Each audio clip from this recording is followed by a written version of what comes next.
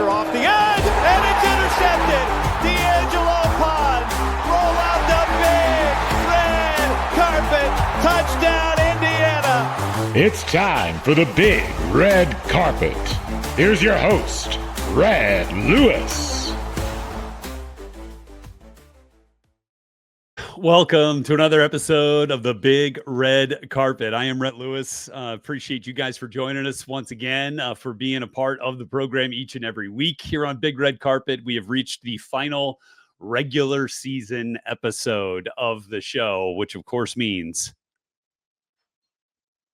it's Purdue week. The intensity is rising, right? The excitement as well. The blood pressure goes up a little bit this week, each and every day as you get closer to game time and kickoff. And it is a rivalry game that, in my humble opinion, and I assume in many of those of you that are watching, it is one of the best rivalries in all of sports. And even though some don't quite understand exactly what goes into this one, how long it's been running, where it's come from. And when you watch it, when you're a part of it, when you have a rooting interest in it, you know. And I'm sure it's like that on the other side. But for us here and for Indiana, this is a game that's thought about 365 days a year. I think about it all the time. And I know there are signs all around the athletic offices that always have been. What have you done to beat Purdue today? Right. And that goes for, November 24th. That goes for June 24th, April 24th, January 24th. Like every day there is some piece of you when you're a part of that program that thinks about beating Purdue. And that's what's cool about this rivalry. And the Old Oaken Bucket, in my opinion, greatest trophy in college sports. The way that it honors the teams before and the legacy of the trophy and of the rivalry and of the series, it is a beautiful thing. So love that, and love this week. Couple of memories for my time playing. My first year on campus was 2001. Which was Cam Cameron's last year as head coach, Antoine Randall's last year playing, Levron Williams, that whole crew. And I remember that game. That game was a little funky. That season was obviously, kind of moved around quite a bit because of September 11th. I think we ended up playing Kentucky after that Purdue game. So it wasn't the last game of the year, but it was such a monumental game. And we'd been playing really well in the second half of the season and kind of really come on.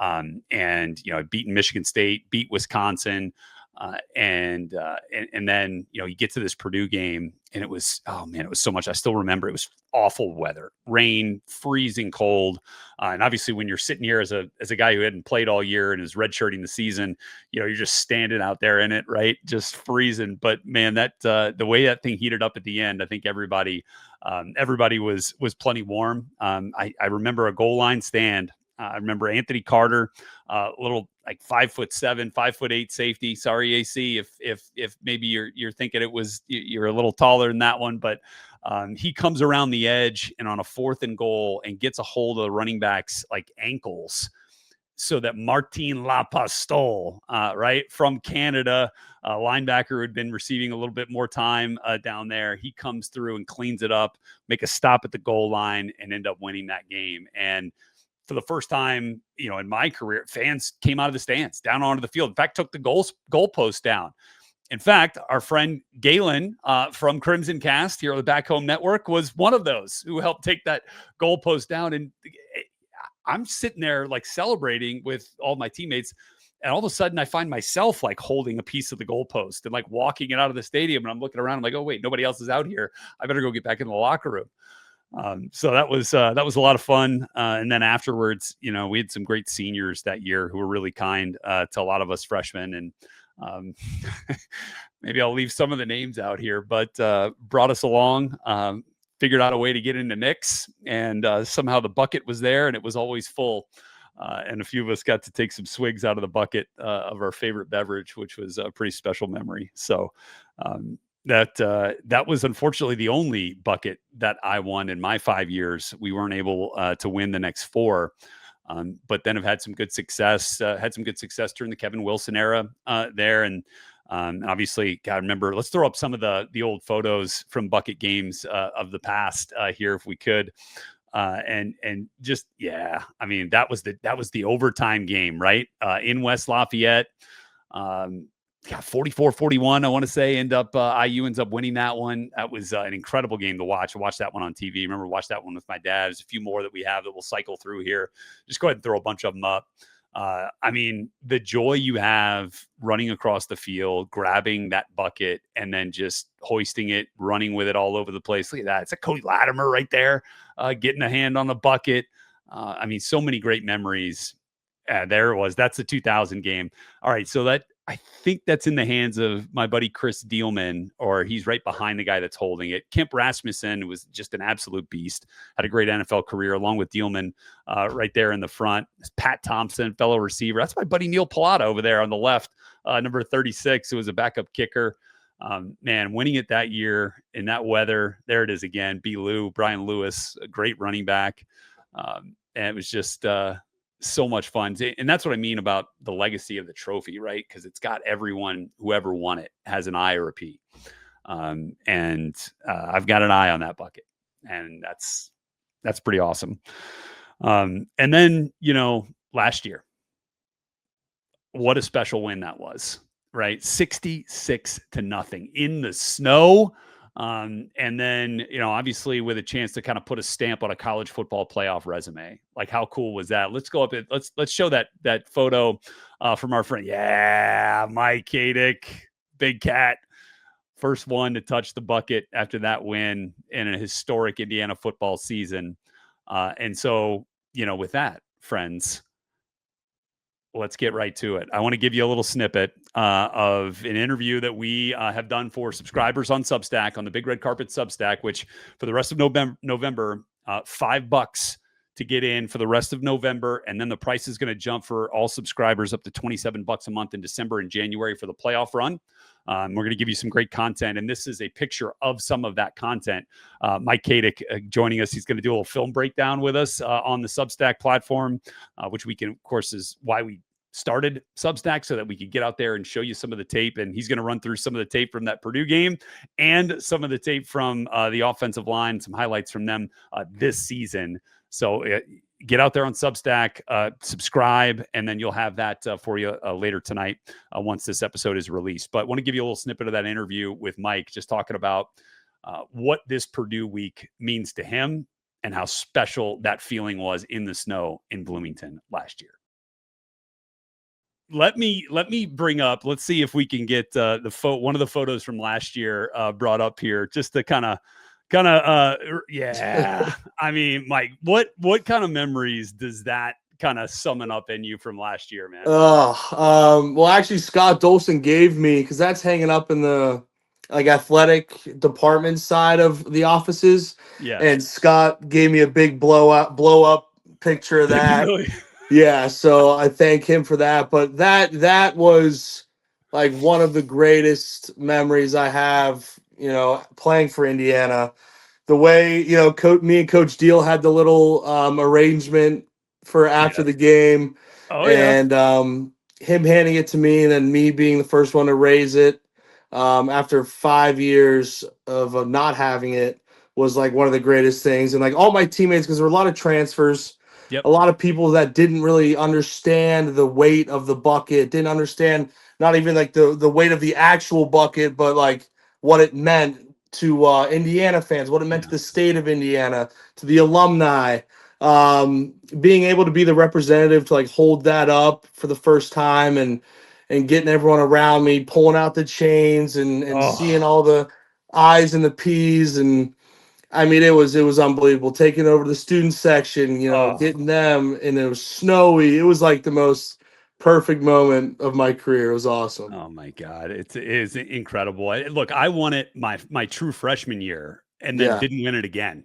So like, I know what it means to get that one and to have it, right. And to hold on to it. And now that for that to be the last time you played at the Rock too. I mean, unbelievable. Sure do appreciate Mike taking a break from his busy Barstool schedule to join us here on the Big Red Carpet. Just such a great Hoosier, man. It's such great memories of this place and is such a big piece of this turnaround, right? Of setting a foundation for success, of buying into everything that Curt Cignetti was selling, and being a conduit that that success could really pass through, not just for last year, but obviously into this year. And it helped so many of these younger offensive linemen. Wait to hear him talk about Carter Smith, right, and the evolution he's seen from Carter Smith. We're going to have that again, that for you coming up on the Substack platform, the Big Red Carpet Substack. Again, you can subscribe. You can catch that film breakdown with Mike Katic on the offensive line. Plus, we're going to have a Purdue film breakdown for you available on Substack as well this week. So be on the lookout for that. But I do want to get to Purdue here a little bit this week, and just kind of give you, since we don't have a IU game to break down, want to kind of give you a little bit of a Purdue scouting report here on BRC. So let's start with it's been a tough run. Right. I mean, I think Barry Odom, I have tremendous respect for him. Right. I mean, we can understand, the hate that comes along with the rivalry, but also understand the respect that comes with it too. And I've gotten a chance to call 3 Purdue games for Big Ten Network this year. And look, again, going back to it being a rivalry, but the Big Ten will be better when Purdue is better. And so will this rivalry. Right. Because you want to beat a rival when they're at their best. And this is a team that's struggling a little bit right now. Losing 9 straight will do that to you. And they've had a rough go. They've been in a bunch of games, and I thought that was really important out of Curt Cignetti's messaging in his news conference this week. He highlighted all the things that they have done really well, like played Michigan really close. Weren't that far away from Notre Dame and USC at times in those 2 games. Again, 2 really good opponents. Played Rutgers right down to the wire. They do play really well at home. Of course, that's where this game is in West Lafayette. So there is a lot to be on the lookout for with this Purdue team. And maybe the first piece of that is a microcosm of what we saw from them against Washington, the game that got away from them, but there was a quarterback switch in that game. Now, Ryan Browne, who has played at Purdue, made starts at Purdue, but then got into the transfer portal, went to UNC and was a part of Bill Belichick's team throughout spring practice, then came back to Purdue in the spring portal. So Purdue, UNC, never played a game at UNC, then came back to Purdue, had a quarterback competition in fall camp with Malachi Singleton, a young player, freshman who transferred into Purdue from Arkansas, where he actually had a tremendous game in the end of the season for Arkansas. We actually engineered a huge victory, and so transferred up to Purdue. Those 2 went at it, Browne and Singleton, in a quarterback competition. It was close, but they ended up giving the nod to Ryan Browne, who has started every game. But Malachi Singleton has a package, and it's, I think they call it like the hippo package or something, but he is their biggest back, right? He is bigger than all of their running backs. Singleton is. Now, both of the quarterbacks are actually really good athletes, but they do bring Singleton in a lot in short yardage. And I'm going to show you some tape from that and some of the things to look out for with both of these quarterbacks coming up again on the Substack platform. So just another reminder to check that out. But again, both guys can run, and Singleton is more than just a runner. He can throw it.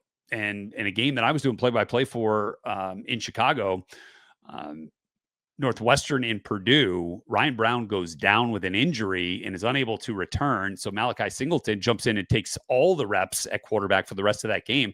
And he had some big-time throws. A couple of in fact, there were 5 explosive passing plays in that entire game, and Singleton had all of them. So I think there's a chance here, because they replaced Ryan Browne with Malachi Singleton relatively early in that Washington game that was getting away from him.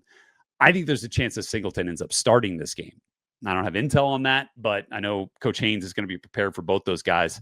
But I would not be surprised if Singleton ends up starting this game. I think there's just another dimension to the offense that he can bring them, and that's something that Indiana's defense will have to prepare for in this game. Their running backs, Devin Mockobee, one of the leading rushers in Purdue history's top 10 all-time in rushing yards. There was a chance, if he had stayed healthy and productive, that he could have passed Mike Allstott on the Purdue rushing list at the very top. But things just didn't go his way, and he is unfortunately out for the year. So Mockobee, who's been around for a long time, has a lot of respect within that program, unfortunately out for the season with injury. Again, you want these rivalry games with everybody available, right, on both sides, right? Because you just want to go at it and be able to say that you took care of business against that team at their best. And Mockobee being down is tough for Purdue. But Antonio Harris and Malachi Thomas are both very capable backs. In fact, I saw it, and again, a couple of plays I'll show for you on the Substack platform. Antonio Harris and Malachi Thomas both had explosive runs in that game against Rutgers. Early, Malachi Thomas had a big run. Then Antonio Harris late came on and made some big runs for him. They are very capable. And it's an offensive line, that has, for the most part, been together for the majority of this year, and they play well together. They do make some rotations at some of the guard spots. You'll see a couple of different guys in there, from Hank Purvis, Jalen St. John, and Ethan Trent, all in there and play at times, but they are really, they can run the football. Singleton, again, short yardage situations. They'll do design QB runs with him. They've been really good there. That's a real challenge for the defense. At receiver, I feel like Michael Jackson is their best receiver. He is not maybe their most explosive. I think Nitro Tuggle, transfer from Georgia, is really, really explosive, fast, can get down the field. But Jackson is a do-it-all type of guy, and you can get the ball in his hands, and he has yards after the catch ability. So that is something to kind of watch for, and how Indiana will deal with him. I think he's the most reliable. Jackson is the most reliable hands. This is a team through the middle of the season at a 3 or 4 week stretch where they were dropping the football a lot. And it was a real source of frustration for Barry Odom, but they worked themselves through it. So credit to them for that. They really haven't had that become as much of an issue in the past, now in the last couple of games. But Jackson, Nitro Tuggle, really two of their best receivers. And the tight end position has not been overly productive for them this year. They've had some injuries, but that pretty much covers it there on the offensive side of the ball. On the defensive side of the ball, I think their best players are their two real linebackers, Manny Powell and Charles Correia, both of whom transferred from UNLV, came to Purdue with Barry Odom from UNLV. Those guys are tackling machines. I would also, alert your attention to CJ Nunley up front, is a really good player, and Ian Jeffries, interior defensive lineman. Those two guys are, in my opinion, the best up front. They do a really good job. Jeffries has really kind of carved out a bigger role for himself as the season has gone on, and allows them to do more of what they feel like they can be successful with. Their defensive coordinator, Mike Shear, played for Barry Odom at Missouri, went to Arkansas with him, went to UNLV with him, has been with him, and is now back running this defense at Purdue.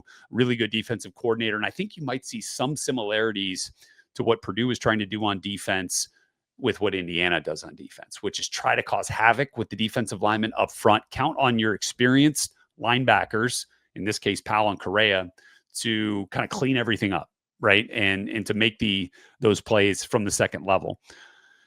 Then on the back end, they've got some, again, experienced players. Taj Riale, one of those transfers in this year for Purdue, really good at the safety spot.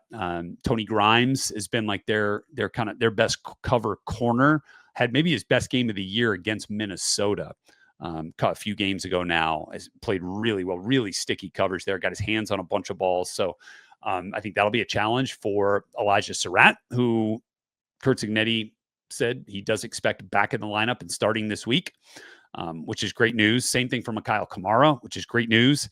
A little less committal on Drew Evans starting at left guard while I'm on the topic of injuries. But I think that this is all trending in a nice direction for Indiana. Getting that bye week, certainly helpful for some of those guys who are working their way back from injury. But I think that on those three levels, that's kind of what Purdue does the best right there. And those are some of their best players. But look, they're coming off a bye week too. So we'll see what kind of wrinkles they throw in there. And again, looking forward to putting that tape breakdown together for you. If you're a subscriber on Substack, that'll be available to you. $5 for the rest of November. Then that price jumps up to $27 a month for December. In January, 27, because that would be the number of games that Curt Cignetti will have won as head coach of Indiana, if in fact the Hoosiers do win the national title this year. So we appreciate all of you who have subscribed so far. But again, that'll be available for you coming up this week. A couple other things here with this game. This is a game where you got to be on your toes in terms of emotions. I remember the last bucket game that I played, which was in Bloomington, senior day. And Bernard Pollard was a big time safety, all Big Ten safety, ended up being a draft pick of the Kansas City Chiefs, played a long time in the NFL. He and I have since connected a couple of times since then, but he had a blatant pass interference on what would have been a touchdown catch for me in the end zone. And I've got a picture of it, and I rip him with this a little bit, but that's just had to get that off my chest. That's neither here nor there. But I remember blocking on a run play, and play was over. I was kind of walking back to the huddle, and just get like blindsided from behind. I'm like, I turn around, look at like what, the play was over, no flag on the play. Nobody else saw it, but just got, it's just one of those games where you just got to have your head on a swivel. Like emotions can get the best of you in a rivalry game like this. And so you can't have those penalties, right, where you're going to hurt your team, and you give some momentum to a team like Purdue who's really searching for it, right? They want to latch on to anything that they can, having, ridden a 9-game losing streak here, to go out and win this final game of the year, right? And go out on a high note, and I mean, to beat they're obviously not going to a bowl game, right? So they are going to absolutely lay it all on the line in this game. So that, again, something that I think these guys will have to be aware of, right? Especially, like if it's a little tight early on, right? You can't lose. You can't have those frustrating moments. You can't let frustration get the best of you in a game like this. And they obviously, Indiana didn't last year and just kept pouring it on and pouring it on and pouring it on. And that would be more of a welcome sight for sure, to go back and to make that a low blood pressure type of game and get it done and put it to bed and finish this season on a high note. So again, looking forward to more content coming up for you in the postseason.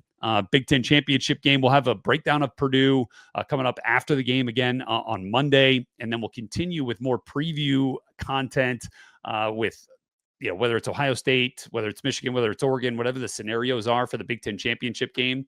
I'd run through all that stuff with you, but it's just a whole lot more simple to say that Indiana beats Purdue. They're in the Big Ten championship game. Do have a couple of things that I could throw at your way here.